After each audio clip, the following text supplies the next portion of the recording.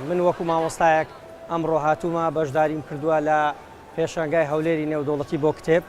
ئەم پێشەنگایە جۆرەها کتێبی تێدا لە بەپێی نەوعیەتی کتێبەکان دەگۆڕێ.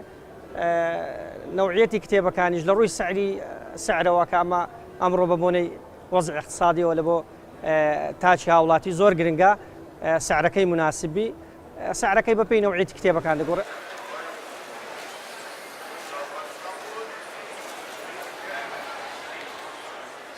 لە سێزدەمین پێشانگای نێودەوڵەتی هەولێر بەشداریمان کردووە. لەم پێشانگایانەدا هەوڵمانداوە زیاتر لە 1000 عنوان کتێب بەشداری بکەین کە زۆربەیان کتێبن لەسەر فێرکاری منداڵان، لەسەر ڕەوەشتیان، لەسەر چۆنەتی بارودۆخی ژیانیان. هەوڵشمانداوە زۆرتر کتێبهایەک بین ئەم پێشانگایە کە کاریگەری لەسەر ژیانی کەسایەتی مرۆڤ بێت و بتوانێت بۆ پێشخستنی مرۆڤ بتوانێت کاریگەری خۆی بخەتە سەر ئایندەی مرۆڤدا.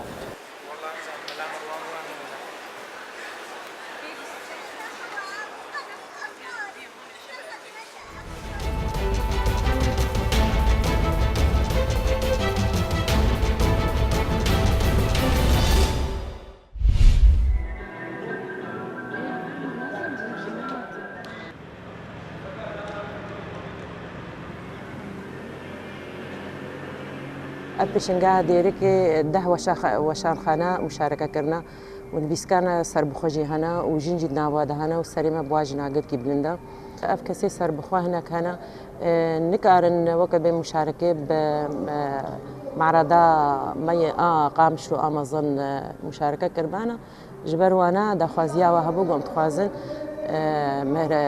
معرەدەکان متەنەقل هەبێ.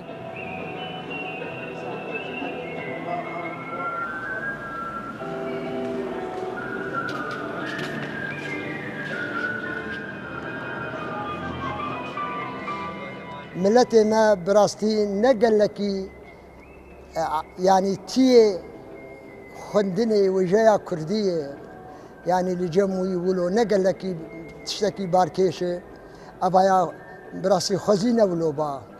Ji ber nivîskar gelekî êş û kul û derda û jiyana xwe terxan dike ji bona eger romanekê derxîne eger çîroka binivîsîne eger hilbesta Kurdî be.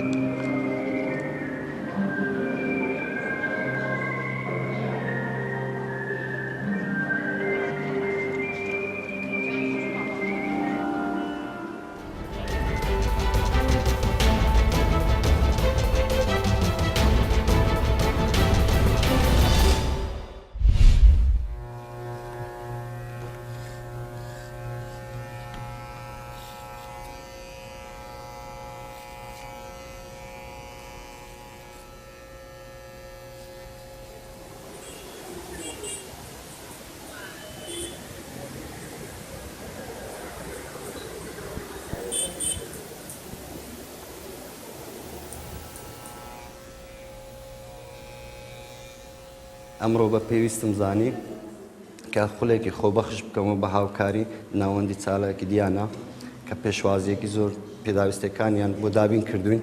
قوتابیەکان پێک هاتوون لە 25 قوتابی هەتا 30 قوتابی لە کۆتایی خولەکەین لە بەشی کۆتایی ئەتوانم بڵێم هەمویان فێر بوون، هەمویان تەواو ئەتوانن یعنی ئارایشدا بدەن یان ئیش بکەن یان ساڵۆن دامەزرێنن.